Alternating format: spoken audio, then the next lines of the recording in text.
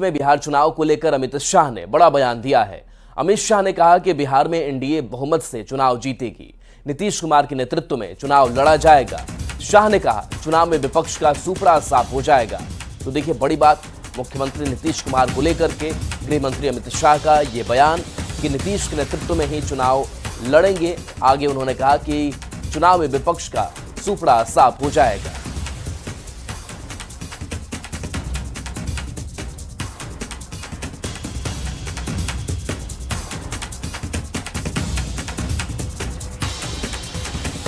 तो बिहार में एनडीए बहुमत से चुनाव जीतेगी, ये बयान अमित शाह का चुनाव। तो क्या बिहार में क्या लगता है आपको, क्या एनडीए अब तक के सबसे बड़े बहुमत के साथ बिहार में सरकार बनाएगा, इसमें कोई दो राय नहीं। और जो सीट शेयरिंग होगी वो क्या जैसे पिछली बार थी उसी प्रोपोर्शन में रहेगी? तो प्रदेश में हमारी पार्टी और हमारे साथी दल बैठकर तय करेंगे। पर क्या नीतीश जी के चेहरा होंगे चुनाव का? बाकी मुख्यमंत्री तो नीतीश जी मुख्यमंत्री है ही, सवाल ही कहाँ है कोई। तो वही मुख्यमंत्री बनेंगे अगर आप जीतेंगे? अरे भाई, अभी नीतीश जी के नेतृत्व में ही हम चुनाव लड़ रहे। हम तो सोचते ही हम बढ़ोतरी करेंगे और करेंगे। अभी भी मैं कहता हूं हम तमिलनाडु जीतेंगे, बिहार भी जीतेंगे और इनका सुपड़ा साफ हो जाएगा।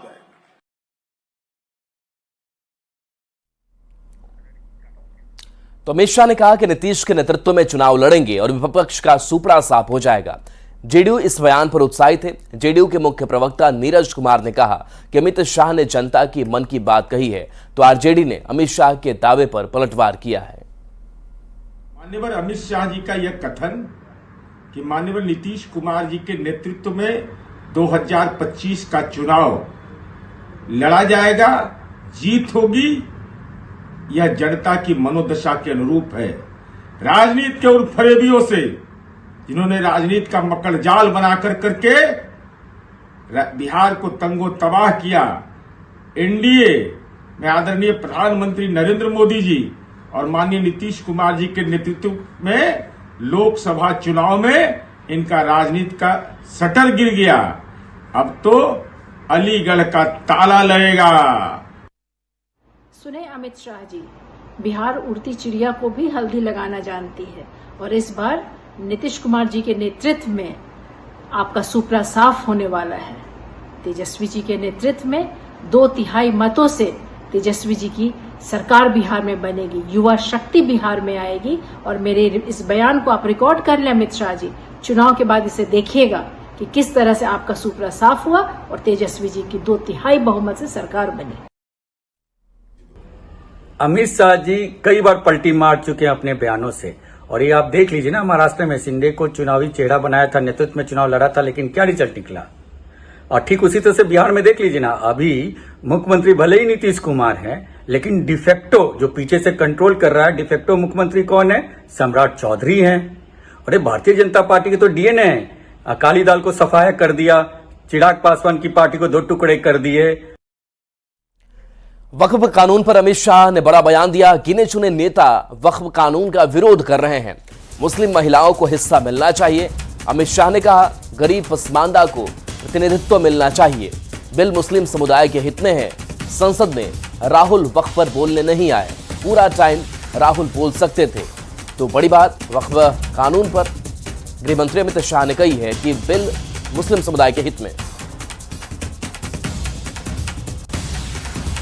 मुसलमान समुदाय ऐसा नहीं चाहता है, उनके साथ अन्याय है।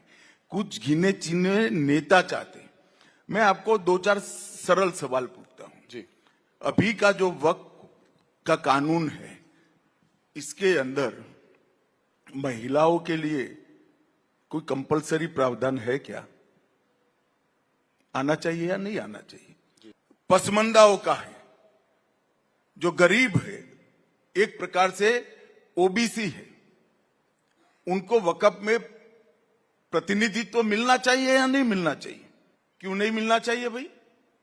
और कांग्रेस पार्टी तो माइनॉरिटी की बात करती है, तो माइनॉरिटी विद इन माइनॉरिटी को हम रखते हैं तो विरोध करते हैं। ये जो बिल आया है, वो बिल मुस्लिम समाज के हरेक अंग का प्रतिनिधित्व करने वाला बिल है। वक्फ कानून पर अमित शाह के बयान से सियासत गर्मा गई है। जेडीयू ने अमित शाह के बयान का समर्थन किया तो आरजेडी और कांग्रेस ने हमला बोला। और जहां तक इसकी बात है तुष्टीकरण करने की, ये बिल्कुल सही है कि आज़ादी के बाद से आज तक मुसलमानों का जज्बाती इस्तेहसाल हुआ, मुसलमानों की लाशों पर सियासत की गई और जो कांग्रेस पार्टी और जो सो कॉल्ड सेकुलर पार्टीज थी उन्होंने कभी मुसलमानों की तरक्की के लिए कोई प्लान नहीं तैयार किया। हमारे नेता नीतीश कुमार ने पिछले 20 सालों में बिहार के सभी वर्गों का, यहाँ तक कि अक़लियतों का और एनडीए में रह करके अक़लियतों का जो तामीरी काम किया है वो एक मिसाल है, चाहे वो तालीम का शोबा हो, तिजारत का शोबा हो। भारतीय जनता पार्टी इससे तुष्टीकरण की बात करती है और तुष्टीकरण का राग अलापती है। जब आर्टिकल 26 का वायलेशन होगा, धर्म विशेष पर हमले होंगे तो विपक्ष तो चुप नहीं बैठ सकता। वक्फ की संपत्तियों पर अगर बुरी नजर है भाजपा की तो लोग चुप तो नहीं रह सकते हैं। तो भाजपा जो तुष्टीकरण की राजनीति करती है, समाज को जो बांटना चाहती है, जो खाई पैदा कर रही है, हिंदू मुसलमान का विवाद पैदा करना चाहते हैं, नफरत घोलना चाहती है। तुष्टीकरण और ध्रुवीकरण की बात देश के प्रधानमंत्री और गृह मंत्री करते हैं, चूंकि उनको अपने काम पे भरोसा नहीं है और 11 सालों में प्रधानमंत्री जी ने देश के लिए कुछ बेहतर नहीं किया। जितनी योजनाएं 12 बजे रात में लाई या 8 बजे रात का नोटबंदी हो, सब फेल रहा है। न्यूज 18 के राइजिंग भारत समिट में जेडीयू के राष्ट्रीय कार्यकारी अध्यक्ष संजय झा ने बड़ा बयान दिया है। संजय झा ने कहा कि नीतीश जी अगले 5 साल सीएम रहेंगे, नीतीश कुमार के नेतृत्व में चुनाव होगा। संजय झा ने विपक्ष पर भी निशाना साधते हुए कहा कि बिहार में पहले अपहरण उद्योग चलता था, लालू राज में लोग डर से अच्छा घर नहीं बनाते थे। अलायंस को लेकर के नीतीश कुमार जी देश भर में घूम रहे थे, जो अलायंस बने उसको इनिशिएट कर रहे थे, तो उसमें लग गया उनको भी एक स्टेज के बाद कि इस अलायंस का कुछ होना नहीं है, इसमें कोई ऐसा नहीं है जो कोई विजन लेके कुछ चल रहा है देश के लिए। आपसी कंफ्यूजन भी बहुत सारा था। तो उसके बाद कॉल लिया गया कि नहीं, हम लोग जो पुराना हम लोगों का अलायंस रहा है, जो हमारे स्टेट के लिए भी अच्छा है और जो केंद्र में भी लोग हैं बीजेपी की तरफ से, उन लोगों का भी था कि नहीं साथ आ जाना चाहिए। तो वो फिर, क्योंकि हम लोग बिहार में भी देख रहे हैं, आपको पता है कि बिहार में ही अकेला प्रदेश है जहां जातीय गणना हुई है। बिल्कुल, आज लोग प्रवचन दे रहे हैं लेकिन वो कभी करा नहीं पाए जहां उनको मौका मिला। अकेला स्टेट है जहां। पर राहुल गांधी तो जातीय जनगणना को आजकल मान ही नहीं रहे। हाँ, उनको कुछ पता ही नहीं है, वो क्यों मानेंगे? उनको क्या जानकारी है जातीय गणना के बारे में? उनको अपने कास्ट के बारे में नहीं मालूम है। अब राहुल गांधी को अपनी कास्ट के बारे में क्या मालूम है उनको क्या आइडिया है सब चीज का? वो गांधी हैं। गांधी तो सबसे ऊपर है, उनको क्या जातीय गणना के बारे में आइडिया? तो खुद अपने आप को ब्राह्मण बिहार में साइंटिफिक ब्राह्मण कह सकते हैं। अब वो क्या बोलते हैं पब्लिक को समझ में नहीं आती है, जनता को समझ में नहीं आती उनकी बात। लेकिन जातीय गणना बिहार अकेला प्रदेश है जो कराया। ये तो सरकार में थे तो क्यों नहीं उस समय बोले कि ये सही नहीं है? हम लोग के साथ थे ना जी, तो कहां बोले? न्यूज 18 के राइजिंग भारत समिट में पीएम मोदी ने वक्फ कानून में संशोधन का जिक्र करते हुए विरोधियों पर बड़ा निशाना साधा। पीएम मोदी ने कांग्रेस का सीधा नाम लेकर कहा कि देश की सबसे पुरानी पार्टी ने कुछ कट्टरपंथियों को सत्ता के लालच के लिए खाद और बीज दिया। पीएम मोदी के इस बयान पर सियासत बेहद गर्म है। Ladies and gentlemen, Prime Minister of Bharat, Shri Narendra Damodar Das Modi. News 18 network के सबसे बड़े मंच पर देश के सबसे बड़े नेता प्रधानमंत्री नरेंद्र मोदी। पीएम मोदी ने इस मंच से जो बयान दिया उस पर सियासत गर्मा गई है। दरअसल संसद से पास हो जाने के बाद अब पूरे देश में वक्फ संशोधन अधिनियम लागू हो चुका है। कांग्रेस की अगुवाई में विरोधी दलों के नेता केंद्र सरकार के खिलाफ मोर्चा खोले हुए हैं। ऐसे में राइजिंग भारत के मंच से पीएम ने 2 टूक संदेश तो दिया ही कांग्रेस को जमकर आड़े हाथों लिया। कहा, सत्ता के लालच में देश की सबसे पुरानी पार्टी ने कुछ कट्टरपंथियों को वक्फ बिल के नाम पर दशकों तक खूब खाद पानी दिया, पर अब ये सब नहीं चलने वाला। अलग देश का विचार सामान्य मुस्लिम परिवारों का नहीं था। बल्कि कुछ कट्टरपंथियों का था, जिसको कांग्रेस के कुछ नेताओं ने खाद पानी दिया ताकि वे सत्ता के अकेले दावेदार बन सके। साथियों, तुष्टीकरण की इस राजनीति में कांग्रेस को सत्ता मिली, कुछ कट्टरपंथी नेताओं को ताकत और दौलत मिली। न्यूज 18 के मंच से पीएम मोदी ने वक्फ बिल में संशोधन को लेकर जो बड़ी बात कही, उसके मुताबिक वक्फ भूमाफिया को खुश करने का जरिया था। नए कानून से आम मुसलमानों का लाभ होगा। अब वक्फ की पवित्र भावना की भी रक्षा होगी। गरीब और पसमानदा मुसलमान के हक भी महफूज रहेंगे। वक्फ पर बहस की जड़ में तुष्टीकरण की राजनीति थी। आजादी के वक्त तुष्टीकरण का बीज बोया गया था। तुष्टीकरण से कांग्रेस को तो सत्ता मिल गई, लेकिन आम मुसलमानों को सिर्फ बेरोजगारी और बेचारगी मिली। पीएम मोदी ने वक्फ को लेकर कांग्रेस पर जिस तरह से निशाना साधा, उस पर सियासत तेज है।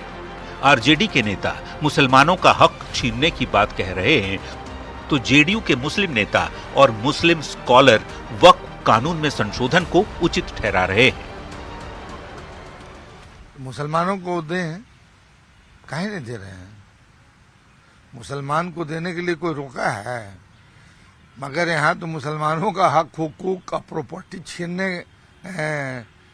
की साजिश है और छीनने की कोशिश है और छीनने के लिए कानून बना।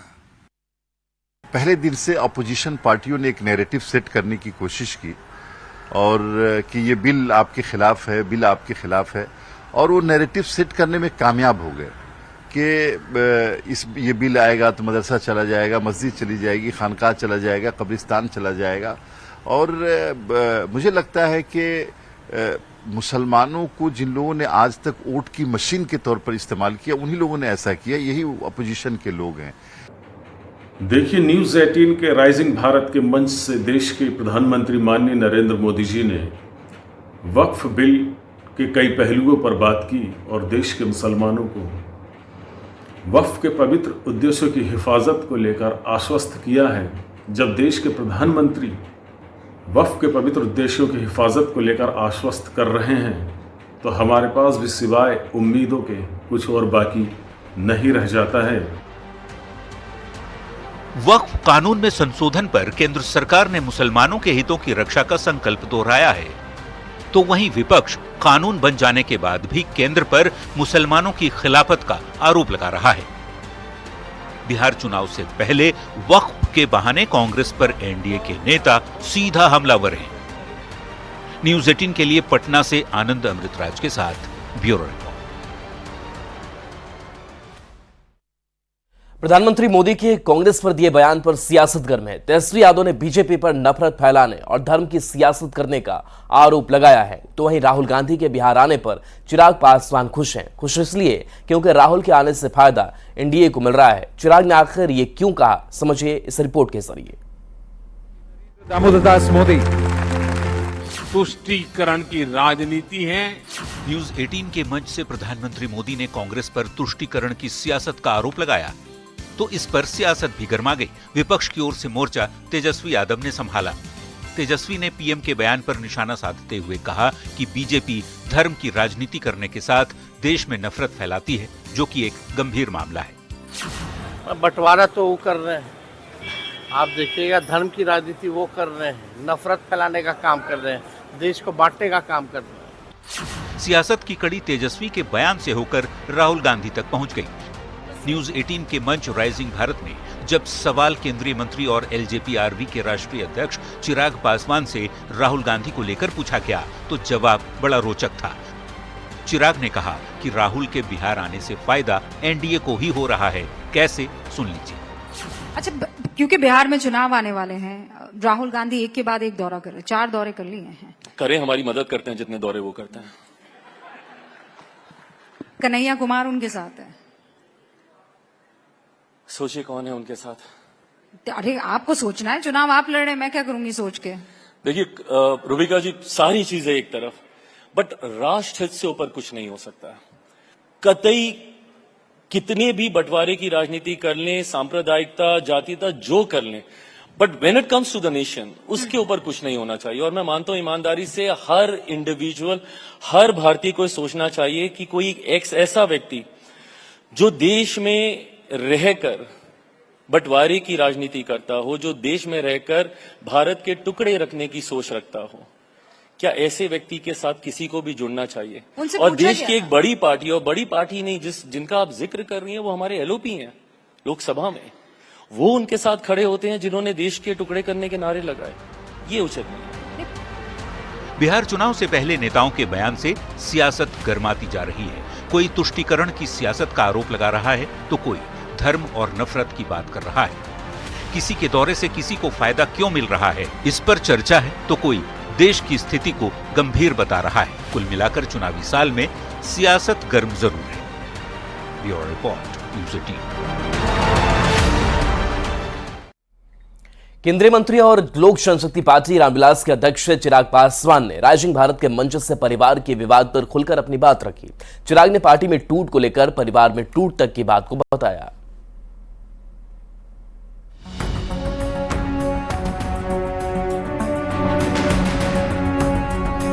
मैं गया तो था, दरवाजा ही नहीं खोला उन्होंने। गया तो था, मैं गया तो था, दरवाजा ही नहीं खोला उन्होंने। गया तो था। 14 जून 2021 यही वो तारीख है जिस दिन एलजेपी के संस्थापक रामविलास पासवान के बेटे और एलजेपी सांसद चिराग पासवान 20 मिनट तक अपने चाचा के दिल्ली वाले सरकारी घर के बाहर गाड़ी में बैठे रहे, लेकिन चाचा के घर का दरवाजा नहीं खुला और जब दरवाजा खुला तो भी चाचा से मुलाकात नहीं हो पाई। इस बात को करीब 4 साल होने जा रहे हैं, लेकिन इसकी टीस अब भी चिराग को अंदर तक सालती है। चाचा को मना क्यों नहीं लेते? आप इतना मतलब सहज हैं, इतना अच्छे से बात करते हैं, मुझे नहीं लगता है आप आपके बड़े भी हैं, तो आप जाइए ना, उनसे कह दीजिए। मैं गया तो था, दरवाजा ही नहीं खोला उन्होंने। गया तो था, यू नो दैट। न्यूज़ 18 के सबसे बड़े मंच पर आए चिराग पासवान ने परिवार के विवाद पर खुलकर अपनी बातें रखी। मैं सहज नहीं हो पाता हूँ पारिवारिक बातों को सार्वजनिक मंच पे करने के लिए, बट परिस्थितियां ऐसी हैं कि अब कुछ पारिवारिक रहा ही नहीं है। सारी चीजें is there in the public. Chirag ने पार्टी में टूट को लेकर परिवार में टूट की बात तक को बताया। चिराग ने कहा कि वो अपने पर बीती किसी भी बात को भूल सकते हैं, लेकिन उनकी मां के साथ चाचा के फैमिली ने जो कुछ किया उसे कैसे भूल जाए। कोई आपको धक्के मार दे, आप बर्दाश्त कर लोगे। And I know how much you love your mother too, Rubika ji. कोई आपकी मां के साथ ऐसा करे, खून खौलता है। मैं रिश्ते की मर्यादा रखता हूँ, मर्यादित रहने का प्रयास करता हूँ, बट तकलीफ तो होती है। कभी राजनीति में परिवार की एकजुटता को लेकर पासवान परिवार की मिसाल दी जाती थी, लेकिन एलजेपी के संस्थापक रामविलास पासवान के निधन के बाद पहली बार पार्टी टूटी और अब परिवार का विवाद सतह पर आ चुका है। चिराग पासवान की बड़ी मां राजकुमारी देवी ने अपनी दोनों देवरानियों पशुपति पारस की पत्नी और रामचंद्र पासवान की पत्नी पर बेडरूम और बाथरूम में ताला मारने का आरोप लगाया है। इस आरोप के बाद चिराग और पशुपति के संबंधों की खाई और भी चौड़ी हो गई है। चिराग ने पहली बार इस विवाद पर इतना कुछ खुलकर बोला। Bureau report, news 18। Through food processing we can have a major food. और बिहार में ठनका की चपेट में आने से 11 लोगों की मौत हो गई। बेगूसराय में 5, दरभंगा में 3 और मधुबनी में 3 लोगों की जान चली गई। वहीं कई लोग गंभीर रूप से झुलस गए। बिहार में अभी गर्मी ने तपाना शुरू किया है। बारिश के मौसम में अभी कई महीने बाकी हैं। ठनका ने अभी से कहर बरपाना शुरू कर दिया है। बिहार में ठनका गिरने से 13 लोगों की मौत हो गई है। आसमान से बरसती आग से बेगूसराय में 5, दरभंगा में 3, मधुबनी में 3 और समस्तीपुर में 2 लोगों की जान चली गई है। वहीं कई लोग गंभीर रूप से झुलस गए हैं, जो अस्पताल के बेड पर पड़े हैं। बेगूसराय में ठनका गिरने से 5 लोगों की मौत हो गई। बलिया थाना क्षेत्र के भगतपुर पंचायत में ठनका गिरने से खेत में काम कर रहे पति पत्नी दोनों झुलस गए। पति की अस्पताल जाते जाते मौत हो गई, जबकि पत्नी का अभी भी इलाज चल रहा है। सुबह में जो मौसम ज़्यादा खराब हो गया था, भूसा लाने के लिए जा ही रहा था, उसी समय वज्रपात गिरने से इनकी मौत हो गई। इनका नाम बिलाल पासवान है, इनकी पत्नी झुलस गई है, एक दो और गांव के ग्रामीण है वो भी झुलस गई। आसमानी आफत ने दरभंगा और मधुबनी में 3-3 लोगों की जान ले ली। दरभंगा के कटैया मुसहरी गांव में गेहूं बटोरने गए 68 साल के जवाहर चौपाल की मौत ठनका की चपेट में आने से हो गई, तो रोहार पंचायत में ठनका गिरने से 8 साल के बच्चे की मौत हो गई। बिहार में ठनका से मौत कोई नई बात नहीं है। बरसात के मौसम में अक्सर ठनका की चपेट में आने से लोगों की मौत होती रहती है, लेकिन इस बार बरसात से पहले और गर्मी के शुरुआत में ही मौत का सिलसिला शुरू हो गया है, जो कि चिंता वाली बात है। Bureau report, news 18। और चलिए रुकेंगे एक ब्रेक के लिए, जल्द वापस